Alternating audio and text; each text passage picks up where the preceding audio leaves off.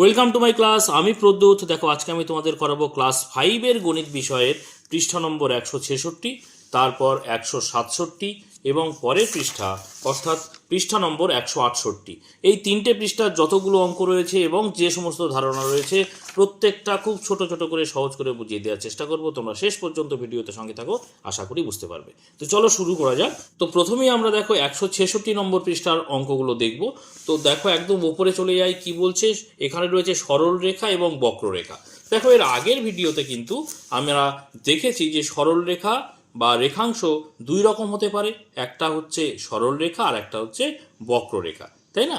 তো এই যে সরল রেখা এবং বক্ররেখা সম্পর্কে আজকে আমরা জানবো। তো এখানে কি বলছে দেখো, সরল রেখার একটি বিন্দু থেকে অপর একটি বিন্দু যেতে কোনো দিক পরিবর্তন করতে হয় না। সরল মানে কি? সরল মানে হচ্ছে সোজা, আর বক্র মানে কি? বক্র মানে হচ্ছে বাঁকা। তাহলে দেখো আমি যদি একটা সরল রেখা টানি, দেখো আমরা যদি একটা সরল রেখা টানি, ধরো এই যে এই বিন্দু থেকে এই দুটো বিন্দু, ঠিক আছে, দুটো বিন্দু বরাবর আমরা একটা সরল রেখা টানছি বা রেখাংশ টানছি। এই যে সরল রেখা বা সরল রেখাংশ কোনো কিন্তু দেখো এখানে কি একটি বিন্দু থেকে, দেখতে পাচ্ছ, একটি বিন্দু থেকে আর একটা বিন্দু যেতে কোনো দিক পরিবর্তন করতে হয়নি, তাই না? সরল কথার অর্থই হচ্ছে সোজা। তাহলে এটা হয়ে গেল সরল রেখা। আমি যদি দুদিকে তীর চিহ্ন দিয়ে দিই, এটা সরল রেখা হয়ে যাবে, ঠিক আছে। আচ্ছা, এবারে বক্ররেখার ক্ষেত্রে কি? বক্ররেখার ক্ষেত্রে দেখো বক্ররেখার উপর একটি বিন্দু থেকে ওই রেখা বরাবর অপর বিন্দুতে যেতে ক্রমাগত দিক পরিবর্তন করতে হয়। দেখো এই যে বক্ররেখা দেখতে পাচ্ছ সি এবং ডি বিন্দু, বক্ররেখা দেখো এই দিক থেকে এরকম উপর নিচ করে করে তারপরে ডি বিন্দুতে এসছে, অর্থাৎ ক্রমাগত কিন্তু দিক পরিবর্তন হয়েছে। বক্র কথার অর্থই হচ্ছে বাঁকা, বুঝতে পেরেছো? তাহলে বক্ররেখাতে কিন্তু এক বিন্দু থেকে আর এক বিন্দু যেতে প্রত্যেক মুহূর্তেই দিক পরিবর্তিত হচ্ছে, এটা বুঝতে পেরেছো? এইবারে চলো আমরা নিচে কি বলছে দেখি। নিচে বলছে এবার দেখি দুটো বিন্দু দিয়ে কতগুলো বক্ররেখা আঁকতে পারি। তোমরা দেখতে পাচ্ছ ডান দিকে একটা ছবি দেওয়া রয়েছে যেখানে পি এবং কিউ হচ্ছে দুটো বিন্দু। তো দেখো পি এবং কিউ বিন্দুতে আমরা কতভাবে যেতে পারি। এখানে দেখতে পাচ্ছ এই যে মাঝ বরাবর একটা রেখা টানা হয়েছে, এটা একটা ভাবে, আবার উপরে দেখতে পাচ্ছ এইভাবে, তারপর নিচে এইভাবে, আরও অনেক রকমভাবে আমরা যেতে পারি। ধরো দুটো বিন্দু যদি এখানে আমরা বইয়ের ছবিটা অনুযায়ী আঁকি, তাহলে পি এবং কিউ দিলাম। ধরো এটা পি আর এটা হচ্ছে কিউ। তাহলে এই বিন্দু বরাবর আমরা দেখো এইভাবে গেলাম, আবার এইভাবে গেলাম, আবার এইভাবে গেলাম, যে কোনোভাবে যাওয়া যায়, তাই না? আবার এইভাবে গেলাম, আবার এইভাবে গেলাম, যত রকম খুশিভাবে যাওয়া যাচ্ছে, তাই না? আর পি থেকে কিউ পর্যন্ত সব থেকে ছোট, সব থেকে কম দূরত্ব অতিক্রম করছে বা সব থেকে কম দূরত্বে যাওয়া যায়, সেটা কিন্তু সরল রেখা। দেখো এইভাবে যদি আমরা একটা রেখাটা নিই, তাহলে একদম সরল রেখা বা সরল রেখাংশের মাধ্যমেই কিন্তু পি থেকে কিউ দূরত্ব সব থেকে কম দূরত্বে আমরা যেতে পারি, বুঝতে পেরেছো? আর বক্ররেখার ক্ষেত্রে দেখতে পাচ্ছি কি অসংখ্য উপায়ে যাওয়া যায়, এরকম অসংখ্য উপায়ে কিন্তু আমরা এরকম পি থেকে কিউ পর্যন্ত যেতে পারি, তাই না? তাহলে আমরা দেখছি যে দুটো বিন্দু দিয়ে ড্যাশ বক্ররেখা আঁকা যায়। কতগুলো বক্ররেখা আঁকা যায়? তাহলে এখানটায় আমরা লিখে দেব অসংখ্য, অসংখ্য বক্ররেখা আঁকা যায়। এবারে তারপরে কি বলছে দেখো, আবার দুটো বিন্দুর সংযোজক রেখাংশগুলোর মধ্যে ক্ষুদ্রতম হলো, আমি যেটা এখানে দেখালাম যে ক্ষুদ্রতম হলো, দেখো পি থেকে কিউ পর্যন্ত সব থেকে ছোট কোন দৈর্ঘ্য? না সরল রেখার দৈর্ঘ্য বা সরল রেখাংশের দৈর্ঘ্য, তাই না? তাহলে এখানেও ছবিতে দেখো বইতে পি থেকে কিউ এর দূরত্ব নীল যে রেখা দ্বারা টানা হয়েছে সেটা হচ্ছে সরল রেখাংশ, তাই না? তাহলে দুটো বিন্দুর সংযোজক রেখাংশগুলোর মধ্যে ক্ষুদ্রতম হলো কি? সরল রেখাংশ। দেখো আমি নিচে এখানটায় লিখে দিচ্ছি সরল রেখাংশ, ঠিক আছে? বুঝতে পেরেছো আশা করি। এবার দেখো কি বলছে, এবার দেখি দুটি রেখা কতগুলো বিন্দুতে ছেদ করে। দেখো যদি দুটো সরল রেখা পরস্পরকে ছেদ করে তবে তারা ড্যাশ বিন্দুতে ছেদ করবে। দেখো আমি এখানে দেখাচ্ছি দুটো সরল রেখা ছেদ করবে। দেখো এই একটা সরল রেখা আমি এখানে আঁকলাম, আবার এই একটা সরল রেখা এখানে টানলাম, তাহলে একমাত্র একটি বিন্দুতেই কিন্তু ছেদ করতে পারবে। আমি যদি এটা সরল রেখা করে দিই, তাহলে দেখো ধরো এটা এ বি সরল রেখা আর এটা হচ্ছে সি ডি সরল রেখা, ঠিক আছে? এটা ধরো আমি ছেদবিন্দু তৈরি করলাম, সেটার নাম দিলাম ও। তাহলে দেখতে পাচ্ছি একটি মাত্র ছেদবিন্দু কিন্তু তৈরি হচ্ছে দুটো সরলরেখার ক্ষেত্রে। ঠিক আছে, বুঝতে পেরেছো? তাহলে আমরা লিখব যদি দুটো সরলরেখা পরস্পরকে ছেদ করে তবে তারা কটি বিন্দুতে দেখলে? একটি বিন্দুতে, একটি বিন্দুতে ছেদ করে। ক্লিয়ার হয়েছে? এবারে চলো কি বলছে। আবার দুটো বক্ররেখাংশ, দেখো সরল রেখা একটি বিন্দুতে ছেদ করে, তাহলে দুটো বক্ররেখাংশ পরস্পরকে ছেদ করলে কতগুলো বিন্দুতে ছেদ করবে দেখি। দেখো বক্ররেখাংশ বলেছে, রেখা বলেনি কিন্তু। রেখা বা সরলরেখা বললে দুদিকে তীর চিহ্ন থাকতো, দেখো এখানে এই জায়গায় কিন্তু রেখাংশ মানে এখানে কিন্তু প্রান্তবিন্দু আছে। এবারে বলেছে কতগুলো বিন্দুতে ছেদ করে দেখি। নিচে কি বলছে দেখো, ছবি দেখে ছেদ বিন্দুগুলো গোল করি ও গুণে দেখি। দেখো ছেদ বিন্দু, দেখো এই একটা প্রত্যেকটা ছেদ বিন্দু না, এগুলো আমরা গোল করতে বলছি। তাহলে আমরা এরকম করে গোল করতে পারি, প্রত্যেকটা ছেদ বিন্দু আমি গোল করে দিলাম।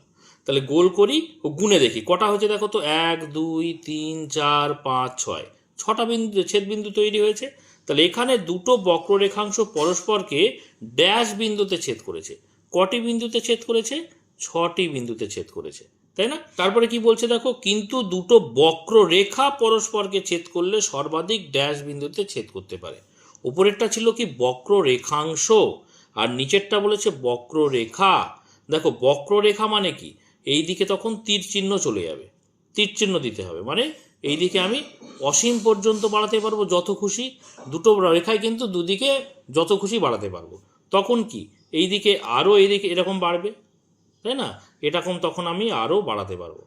তার মানে এটাও এরকম বাড়বে, এটাও এরকম বাড়বে।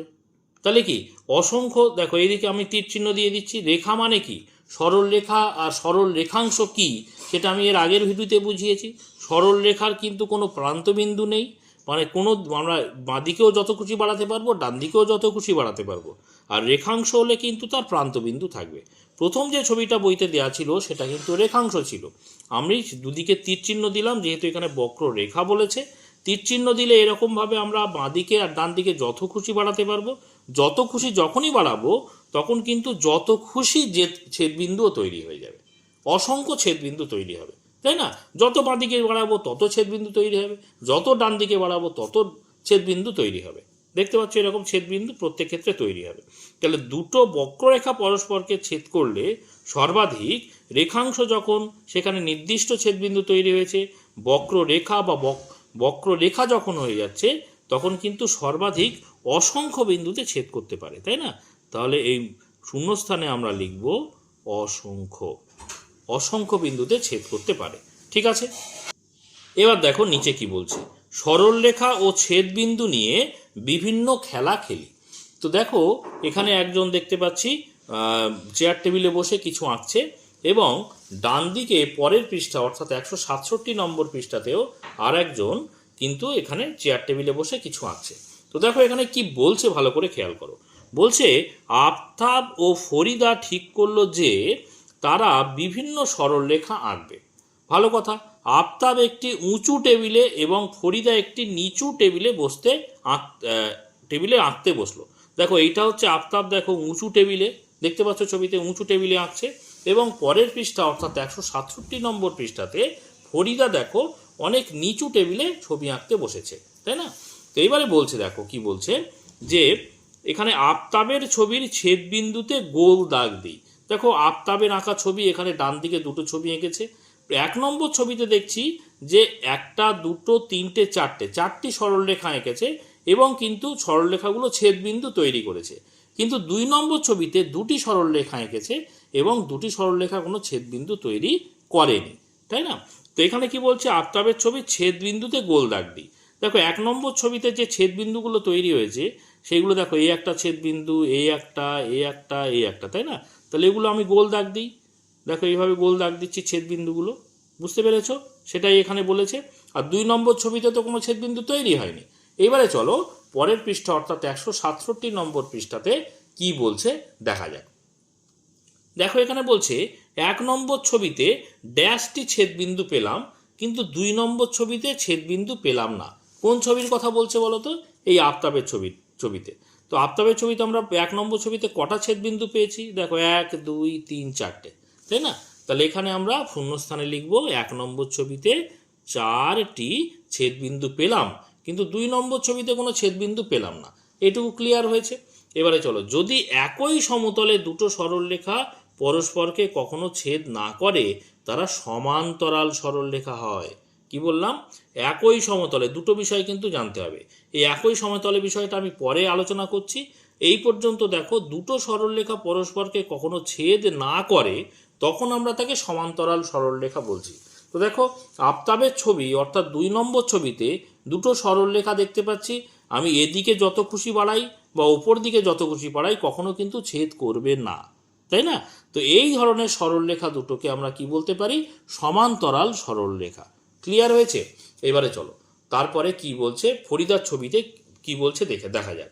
দেখো, ফরিদা কি করেছে, এখানে দুখানা ছবি এঁকেছে এবং 1 নম্বর ছবিতে দেখছি ছেদবিন্দু তৈরি হয়েছে, 2 নম্বর ছবিতে 3টে সরলরেখাংশ এঁকেছে, এই সরলরেখা এঁকেছে, সেখানে কিন্তু কোনো ছেদবিন্দু তৈরি হয়নি। এবারে কি বলছে, লাল লেখা দেখো, খেয়াল করো যে ফরিদার ছবির ছেদবিন্দুতে গোল দাগ দিই। দেখো, 1 নম্বর ছবিতে যে ছবি এঁকেছে সেখানে ছেদবিন্দু দেখো, এই একটা ছেদবিন্দু, তারপর এই একটা ছেদবিন্দু আর এই একটা ছেদবিন্দু। মোট কটি ছেদবিন্দু হয়েছে? 3টি ছেদবিন্দু। তাহলে 1 নম্বরে ফরিদার আঁকা 1 নম্বর ছবিতে কটি ছেদবিন্দু পেলাম? 3টি ছেদবিন্দু পেলাম। এটুকু ক্লিয়ার হয়েছে। এবারে চলো 2 নম্বরে কি বলছে। 2 নম্বরে বলছে ফরিদার আঁকা 2 নম্বর ছবিতে কোনো ছেদবিন্দু পেলাম না। দেখো, 2 নম্বর ছবিতে কোনো কিন্তু ছেদবিন্দু নেই।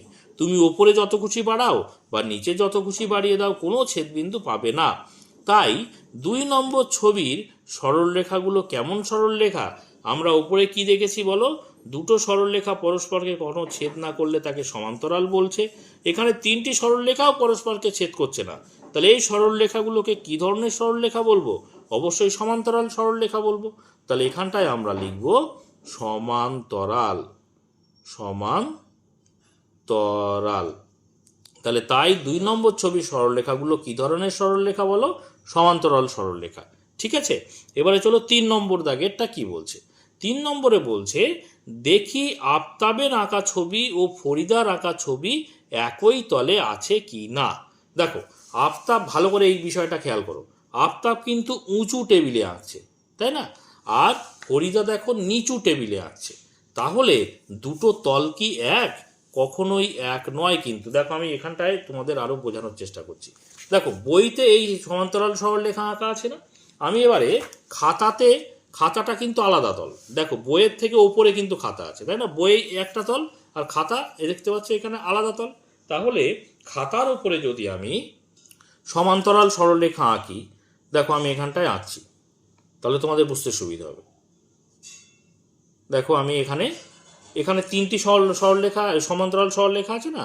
আমি এখানেও 3টি সমান্তরাল সরলরেখা আঁকছি।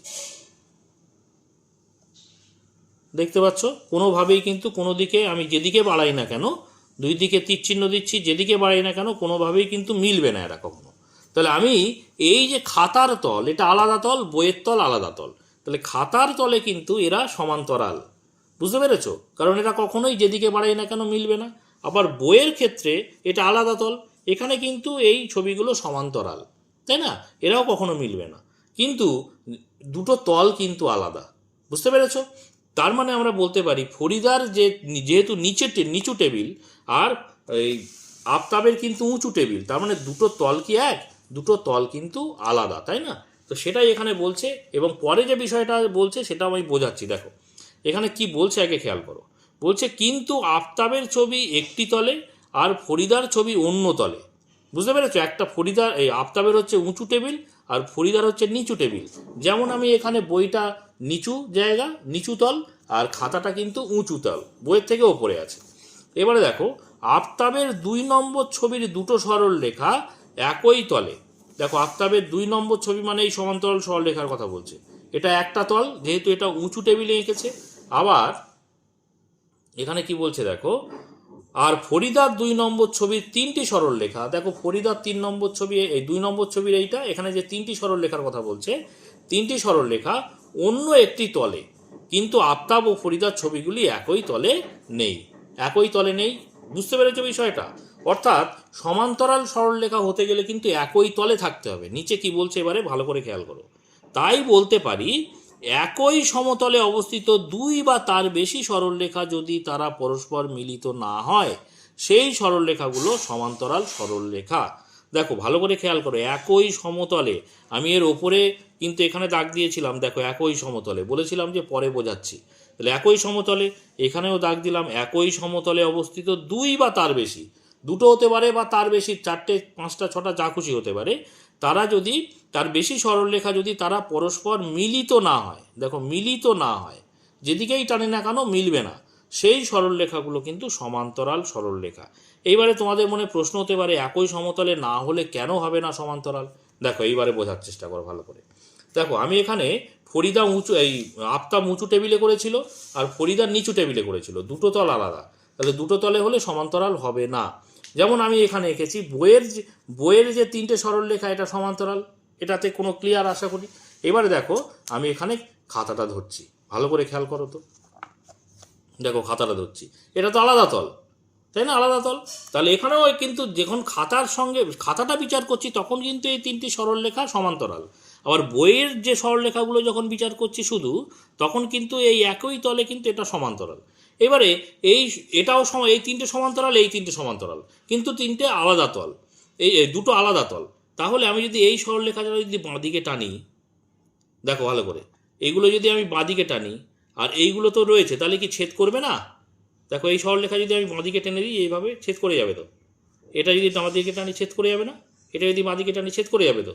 বুঝতে পেরেছো? একই সমতলে হলে সমান্তরাল থাকছে, যখনই তল আলাদা হয়ে যাচ্ছে, এটা বই আলাদা তল খাতা আলাদা তল, দেখতে পাচ্ছ, তাহলে কিন্তু এই সমান্তরাল সরলরেখাগুলো যদি আমি বাঁদিকে টেনে দিই তাহলে কিন্তু এই সরলরেখার সঙ্গে ছেদ বিন্দু তৈরি করে ফেলবে। বুঝতে পেরেছো বিষয়টা? এইবারে চলো পরে কি বলছে দেখা যাক। তাহলে এই পর্যন্ত আমরা জানলাম যে সমান্তরাল সরলরেখা হতে গেলে কিন্তু সরলরেখাগুলো মিলবে না, এবং সেটা কিন্তু একই সমতলে হতে হবে, না হলে কিন্তু মিলে যাবে। তারপরে কি বলছে, না হলে অসমান্তরাল বা পরস্পরচ্ছেদী সরলরেখা যদি মিলিত হয় তাহলে কিন্তু সেটা অসমান্তরাল বা পরস্পরচ্ছেদী হয়ে যাবে। যদি সরলরেখাগুলো পরস্পরকে ছেদ করে তবে তারা পরস্পরচ্ছেদী সরলরেখা। দেখো আমি এখানে দুটো সরলরেখা এঁকেছিলাম, একটা ছেদ বিন্দু তৈরি করেছিল, দেখতে পাচ্ছ এই যে, তাহলে এই যে দুটো সরলরেখাকে আমরা কি বলবো? পরস্পর ছেদী, একে অপরকে ছেদ করেছে বলে পরস্পর ছেদী সরলরেখা বলছে। ঠিক আছে? তো দেখো তারপরে কি বলছে, এখানে একটা ছবি দেয়া রয়েছে, দুটো ছবি দেয়া রয়েছে, একটা ট্রেন লাইনের ছবি দেখতে পাচ্ছ আর একটা হচ্ছে স্কেলের ছবি। তো এইগুলোর মধ্যে সমান্তরাল সরলরেখা খুঁজে দেখি। দেখো এই রেল লাইনে এটা কি কখনো মিলবে? কখনোই মিলবে না, মিললে তো ট্রেনই চলতে পারবে না, তাই না? অর্থাৎ এখান থেকে এইটুকু যতটা দূরত্ব, আবার এখানেও কিন্তু এইটুকু দূরত্ব একই। বুঝতে পেরেছো? অর্থাৎ সমান্তরাল সরলরেখা। বুঝতে পেরেছো? আর স্কেলের ক্ষেত্রেও, স্কেলের এদিকে আমি যে রেখাটা টানবো আর এদিকে যে রেখা টানবো, দুটো রেখা কি কখনো মিলবে? যতই বাঁদিকে টানি আর ডান দিকে টানি, মিলবে না কিন্তু।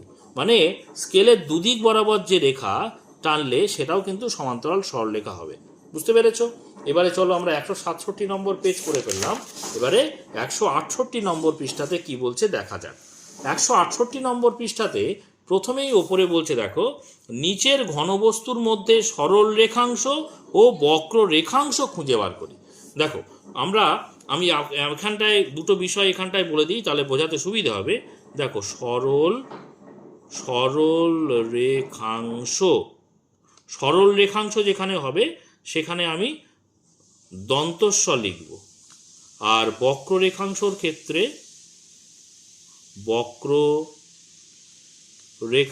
ক্ষেত্রে শুধুমাত্র ব দিয়ে চিহ্নিত করব।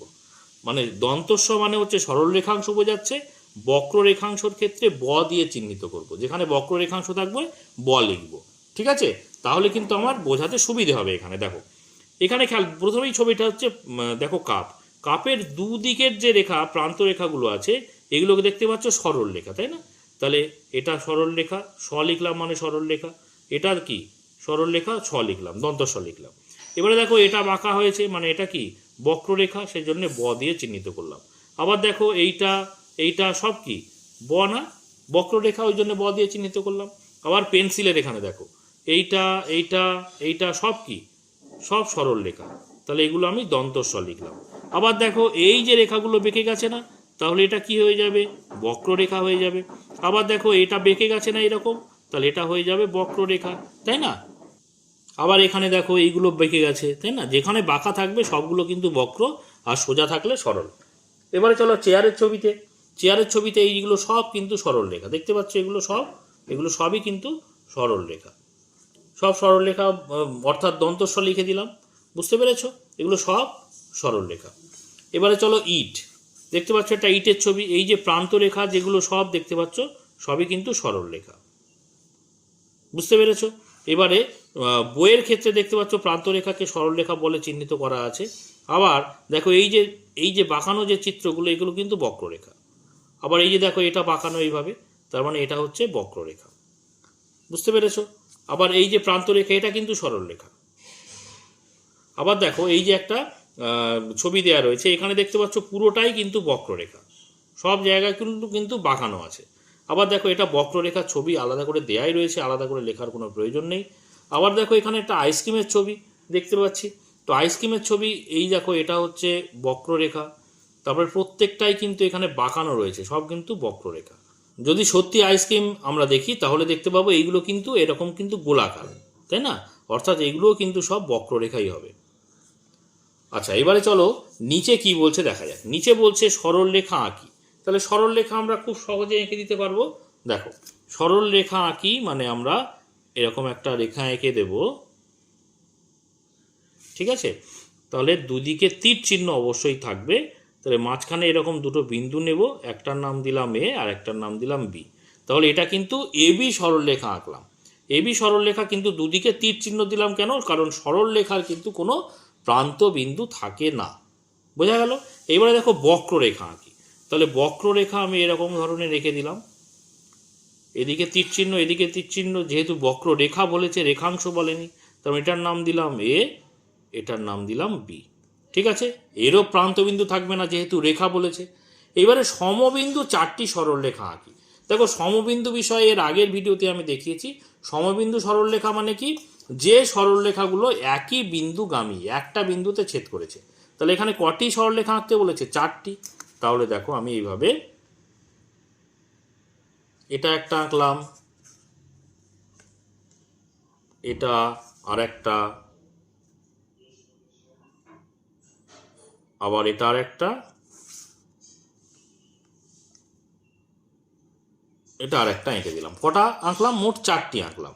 চারটি সরল রেখা বলেছে, সরল রেখা মানে চারদিকে কিন্তু আমি তীর চিহ্ন দিয়ে দেব, ঠিক আছে? তীর চিহ্ন দিয়ে দিলাম। তাহলে এখানে চারটি সরলরেখার নাম দিয়ে দিই। প্রত্যেক ক্ষেত্রে যখনই জ্যামিতির চিত্র আঁকবে নাম দেবে, ঠিক আছে? আমি এখানে পেন দিয়ে আঁকছি যাতে করে তোমরা এই ছবিতে ভালো করে দেখতে পাও বিষয়গুলো। আর তোমরা কিন্তু অবশ্যই ছবি যখন আঁকবে পেন্সিল দিয়ে আঁকবে, ঠিক আছে? তাহলে প্রথমেরটার নাম দিলাম এ বি,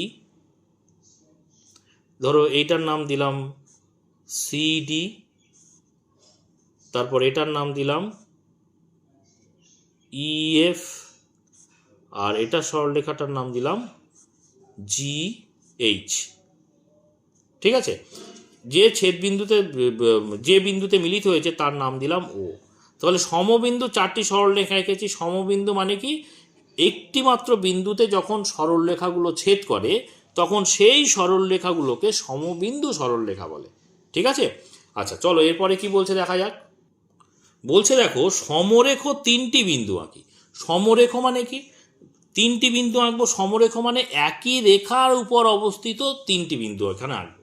সমরেখ মানে কি? একই রেখার উপরে অবস্থান করবে।